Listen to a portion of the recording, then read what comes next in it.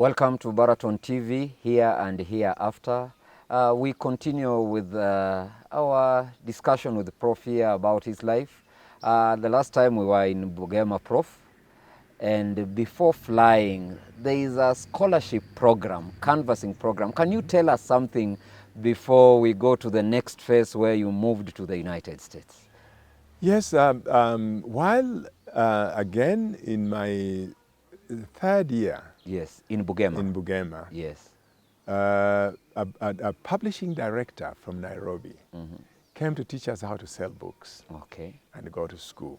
Nairobi was the union headquarters. Nairobi was the union headquarters. And Kenya, Uganda was one union. It was one union. Yes. So one Asoford. Yes. And Joe Hunt came and trained us how to sell books. You remember I didn't have any shoes. Yes. When I was at Bugema, I only had the canvas shoes. You went outside the country without shoes. And when you left Kenya to Uganda, without shoes. Yes, only the tire shoes. The shoes made out of tires. Tire, yes, everlasting shoes, we used to call them. I think we will get a picture for viewers who have never seen that shoe. Yes. They need to see that shoe. It's a unique shoe. It's a very unique made one. out of tires. Tires, yes. That's what you are wearing. That's what we were wearing. Yes. They came and they taught us that you can come and canvas, and that will be also a way of evangelizing. So you are selling Christian books to people? Books. Yes. And you make money. Money to go to school. And that money supports you in school. In school. Yes. And the scholarship was made of the church would give some part, the college also would give part. The program is still there, only that this time is now at university level and college. Okay. Where you sell, and if you make a certain percentage, yes, the church gives you a percentage of your fee, and the school gives the percentage. So it becomes a scholarship. A scholarship. And we still have the program even here at Baraton. Students go to Nairobi, yes, to Botswana, yes, South Africa, and even to Norway. Yes. And they sell books, and they have made it through school. Let me tell you, that one became a great asset. To you. To me. I read in the Spirit of Prophecy that God has provided that program for students who don't have money to go to school, and I believed it. Students who don't have money to canvas. Yes. No, to go to school. To go to school. Yes. So that when they sell the books, yes, now they get their school fees. It's part of God's plan within the church system to help students to go to school. You read this in the Spirit of Prophecy. Yes. The Spirit of Prophecy are the writings of Ellen G. White. That's for right. our viewers who may not know this kind of terminology. Yes. So you went canvassing in Nairobi? I went canvassing first in Kampala. Okay. This got me in touch with many people. Big people, as you went from office to office, house to house. Yes. Yes. I met in Kampala the Prince Juko. Okay.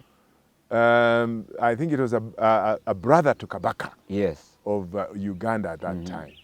He was so impressed with my work. He gave me a ride from his house after feeding me lunch. Wow. To the mission where I was staying. Wow. With everybody wondering what this special car was doing. Delivering a man of God. Yes. And you know, what I pick there, Prof, is because later on in your life, from what I've known and what you will tell us is you needed negotiating skills in your later work. That's right. Particularly as Vice Chancellor. And I think these skills must have been learned now in canvassing, because canvassing is negotiation. That's right. Yes. You get what you negotiate, not what you deserve. I've heard you make that statement before. You get what you negotiate. Yes. Not what you deserve. Yes, not what you deserve. So tell us about what happened as you were canvassing. You were in Kampala, then you went to Nairobi? I went to Nairobi. Now I had now finished, we got to the stage when I have now finished O-level. Yes. And I have applied at Union College in the United States, in Nebraska. Yes. I got admission subject to raising 1 year's fees. Union College, Nebraska in USA. Yes. They say, we will admit you. Yes. But you must pay 1 year's fee. 1 year's fee, it was $1,400. Wow. That's 14,000 shillings at that time. Yes. And I had, it was 7 shillings to a dollar. Okay, that was the exchange rate at that time. Exchange rate. Yes. And so I determined to work hard to raise that money. Yes. I worked in Kampala. Then finally, by the time I also worked in Nairobi. And I got the money, I gave it to the church. Yes. And they sent it to Union College. But I did not have a ticket to go there. So I was now canvassing to get a ticket. Yes, to fly to the US. Fly to US. Yes. So I go and knock at this door in Nairobi. Yes. Near Biashara Street. Yes. It used to be known as Jevaji Street. Okay, around the Jevanji Gardens? Near Jevaji Garden. Yes. The Biashara Street was Jevaji Street. Yes. And I knocked at this door, and I give a canvas to the gentleman, an Indian gentleman. Yes. And I used to learn the name of people who I'm going to see before I went to see them. Also, you did your homework first. Before homework. knocking at the door, you knew who you were going to see. So I said, "Good morning, Mr. Bashir Mauldadat." Yes. Say, "Good morning. How did you know my name?" Yes. So, Mr. Mauldadat, you know you have a lot of friends. No, please sit down, young man. And I told him my story. Yes. I said, I'm selling books, Yes. Christian books. They are very good, and health books. Yes. If you buy, you'll help me get a ticket. Yes. Which is the only thing I need to go to United States. Yes. I have this letter. Yes. Admission letter. Of admission letter. Yeah. Because I've paid 1 year's fees. Yeah. The man beamed. He said, you have come to the right office. We are organizing an airlift through Kennedy Foundation. Yes. And in this group was Tomboya, Gikonyo Kiano, And George Denge. And Obama Senior? Obama Senior had already gone a year before in the same program. Yeah, it's in the same program. Yes. This is the father to the president, Barack Obama. Yes. Yes. He had gone 1 year ahead. Yes. And so Mr. Bashir Mauldadat said, I'm the former mayor of this city. And I will help you get a ticket to United States. Yes. We are trying to send young people to United States so that when we get independence, yes, there will be people to take charge of the country. Educated people. Educated people. And was this also part of the Cold War where some people were flying east and others flying west? Yes. And I got caught up in that one also. And it became a blessing. It became a big blessing. So the man gave you a ticket? The man, no. Yeah. The man wrote me a letter. Yes. To go and see Mrs. Njiri Kariuki, who was the secretary, and Mrs. Kiano, yes, who was secretariat, yes, to organize and interview these people. And this is the Kiano family? This is the Gikonyo Kiano family. Yes. He had also come back 2 years before. This was the first person with the PhD in Kenya. In Kenya. Yes. He was the only PhD in Kenya. Yes. At that time. Yes. So I was sent, he wrote a nice letter. Yes. He said, now this one we must help. Yes. I took it there. And they looked at it and said, you are on.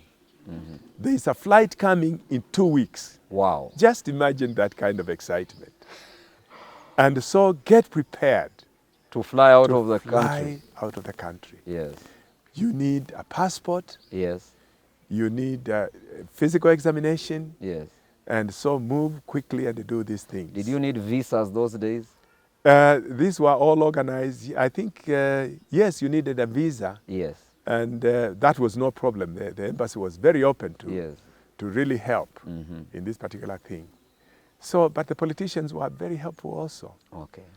So I got a bond signed by a member of parliament from Kangundo. That was your security bond? That was my security bond. Yes.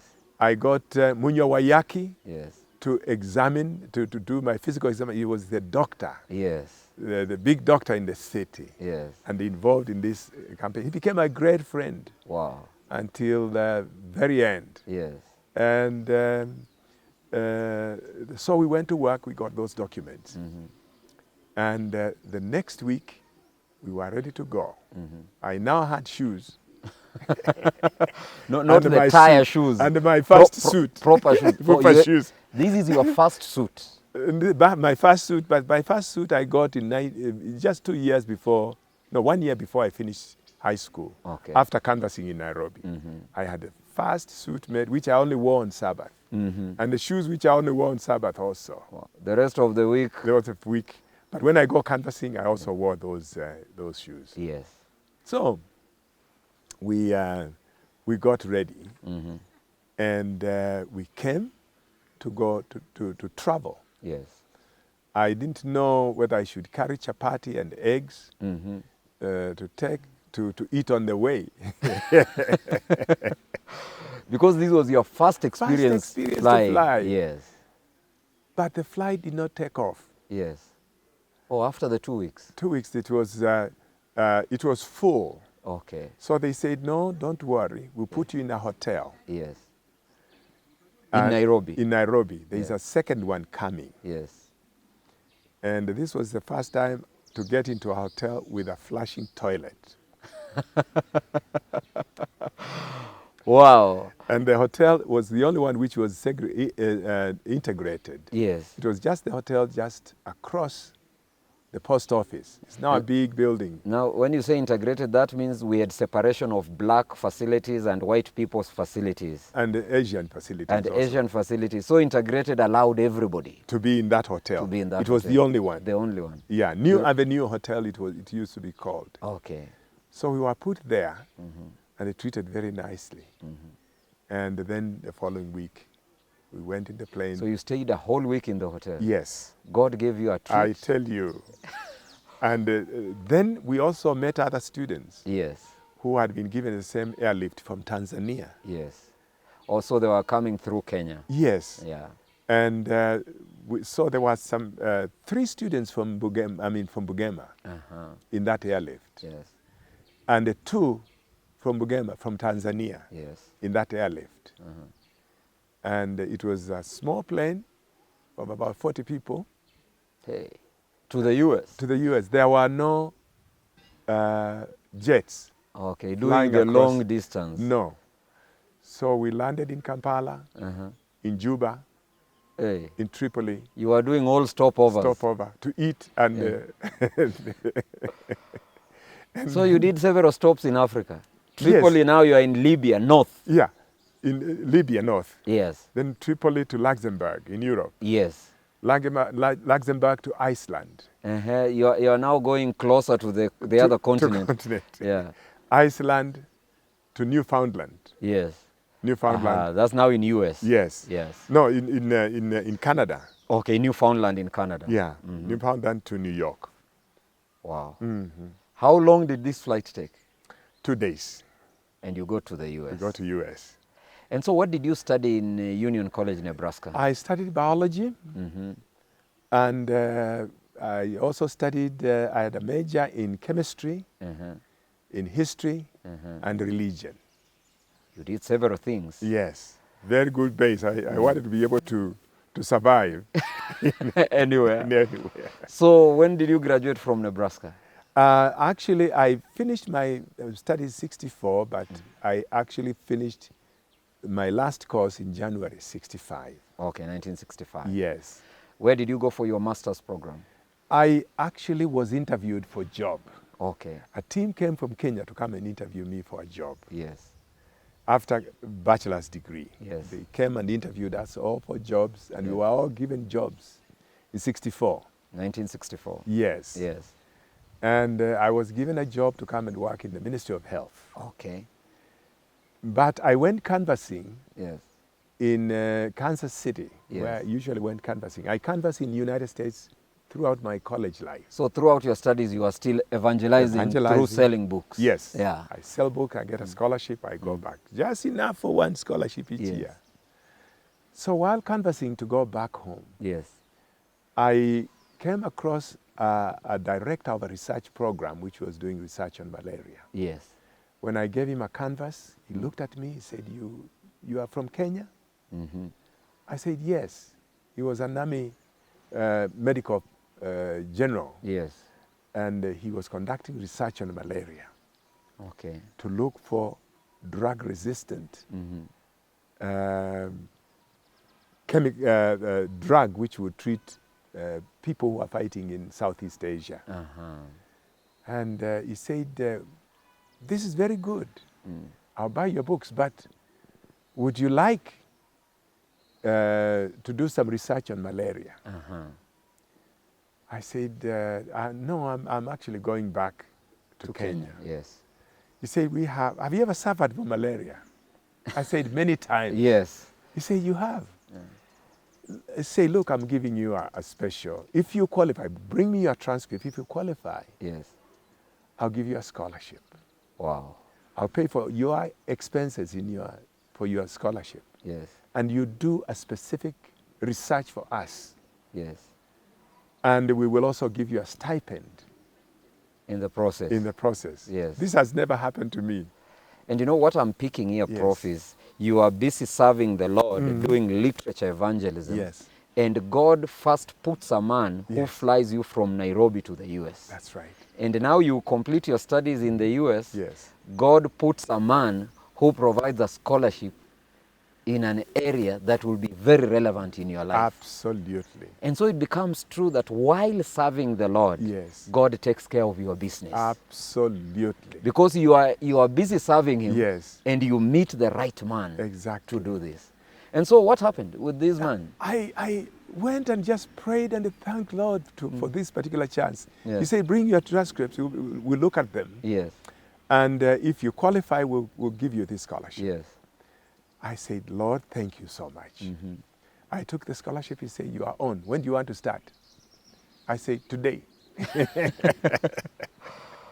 And I started. So which institution was this? Or this was just This research? was Walter Reed Army. And Walter Reed is still in this country conducting research here and there with CDC, KEMRI, yes. Yes. Yeah. I was taken by them. I was exposed to research in a very marvelous way. Yes.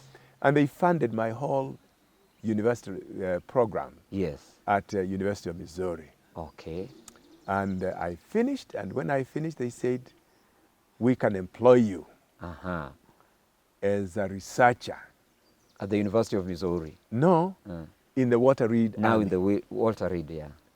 And I said, I'm bound home. I'm bound for home. I had been away for 8 years. Away from home. And I need to go back. Yes. They say, well, if you want to come back, yes, the ticket is open. Yes. But I said, I'll go back home. So I came back. And definitely my position still at the Ministry of Health was still there. And I was employed as government entomologist in charge of control of diseases in the country, the vector-borne diseases.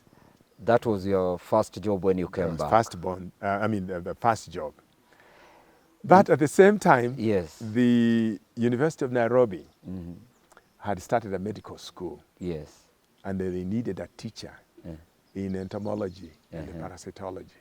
And so I was also assigned to teach at the University of Nairobi. At the University of Nairobi. While working for Ministry. While working for the Ministry of Health. And so how did the PhD come about? Now, while there, I needed to still upgrade myself. Yes. And as I was controlling these diseases, in United States, when you wanted to work on a program, you went to look for things to do. Yes. In Kenya, almost anything I touched was a research project. It needed answers. Yes. To see where we are and what we should do to prevent these particular diseases. Yes. And I was working on malaria, on sleeping sickness, on fleas which transmit plague and so forth. When a group working from Holland, the Dutch, had a research program which they had come to set in Kenya. They told me that they had a person who had a disease they did not know what it was. They had not cracked the problem. Yes. There's a boy from Western Kenya who had sores from the knee to the toe. And it's not just Western Kenya, because this place is important to me. Okay. This is Kapsokwan. In Kapsokwan. Yes. Mount Elgon. Mount Elgon. They say this boy, yes, they had treated him for a year. Yes. And they thought it was leprosy. Yes. But they don't think it's leprosy because it's not responding to the drugs they are giving to the boy. Yes. Say, could you come and tell us whether you can try to see what it is? Yes. My mind was just fresh with research in these particular areas. Yes. And my parasitology was still very fresh. Yes. Then I went and took samples. I cultured them and did some investigations, injected some of these material in animals. And in 2 weeks' time, the cultures which I had done, they developed into a disease which had not been found in Kenya before. Okay, okay. It was known as cutaneous leishmaniasis. Now, cutaneous leishmaniasis. Leishmaniasis, yes. Yes. I looked at it, I read about it. It had not been reported anywhere in Kenya. So I thought now, how big is it in this particular place where this boy came from? Yes. I created a team. And so you headed to Mount Elgon? I went headed to Mount Elgon. Yes. I camped in Kapsokwan. Wow. And I started investigating the whole area. Yes. And came up with the findings that it was an animal disease, actually. But it only infected people when they encroached in the area where these animals live. And this was mainly in caves. And there are so many caves in Mount Elgon. So many caves. So people will go into caves. Yes. And they will get infected. Infected. When they are bitten by sandflies. Oh, by the sandflies. Sandflies. It's transmitted by a small fly known as sandfly. Yes. I investigated these caves and I found the animals which were transmitting, which were carrying the disease. Yes. I described the animals. Yes. Then I went to look for the flies which are transmitting it. Yes. And I described the flies. Yes. I registered, when I was doing this, I registered also the program for a PhD in the University of Nairobi. Oh, so this became a study for your PhD? A study for my PhD. Yes.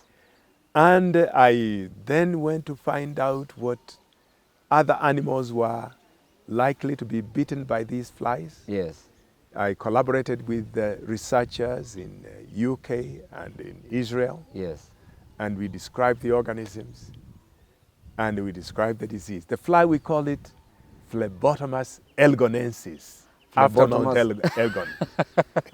Elgonensis. Elgonensis. Wow. And these works are published? It was not only published. Yes. I got to travel almost everywhere in the world. Because of these research? At the expense of the organizers. Wow. To tell them the story. And how was it treated? There's something about the treatment of this, because now the boy had sores from the knee down to the toe. Yes. Yes. Now, the boy, he got some injection earlier on, and when he was injected in these drugs, with these drugs, they are very poisonous. Yes.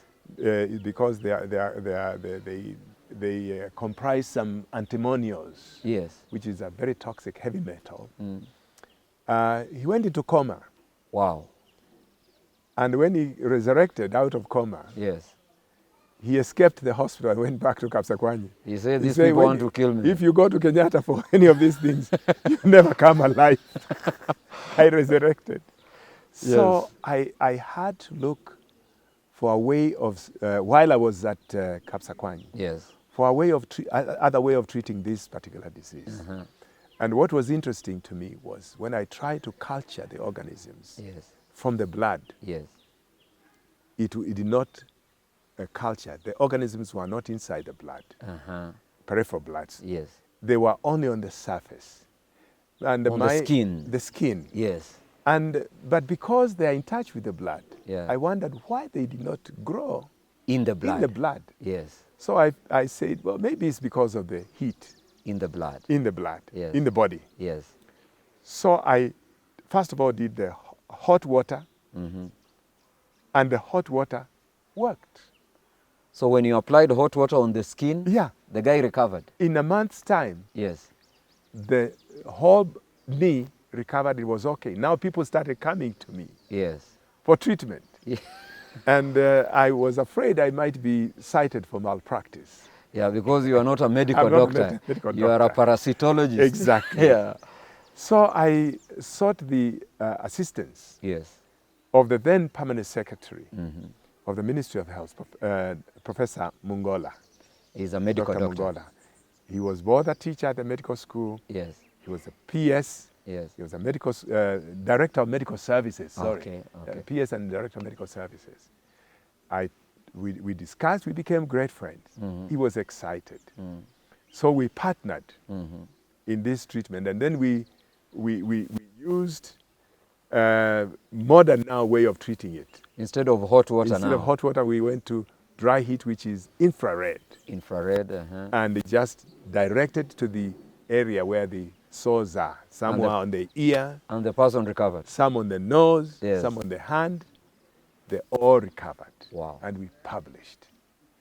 And so this is part of the curing of cutaneous leishmaniasis in Kenya. Prof, this is powerful. Yes, sir. So do you have any other works you have done that you can just cite now in passing? And I know our viewers can search these works. I mean, we keep records in this country. Yes.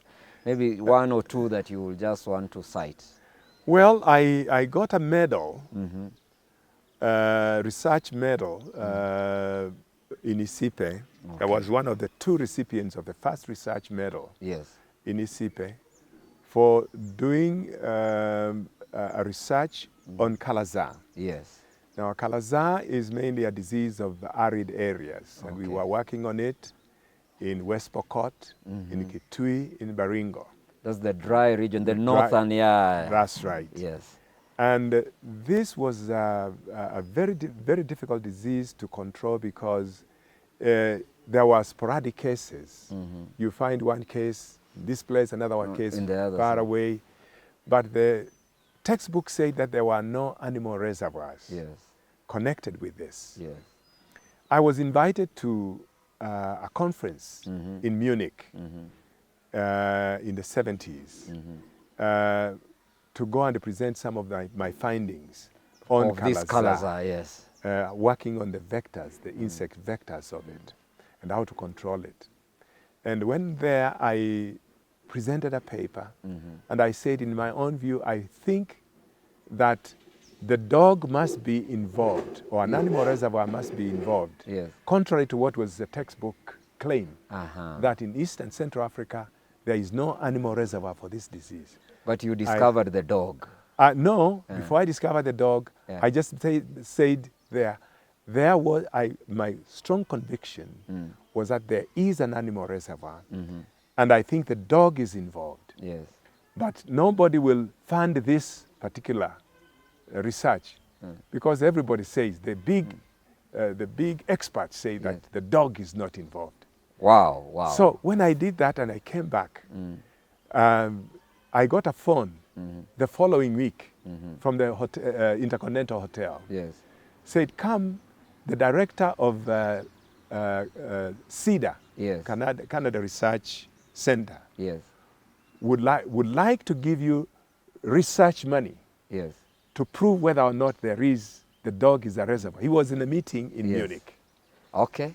Thank you, Prof. I think we will pick from there. From there. Yes. Okay. Thank you so much, dear viewer. Baraton TV, here and hereafter. We will pick from there.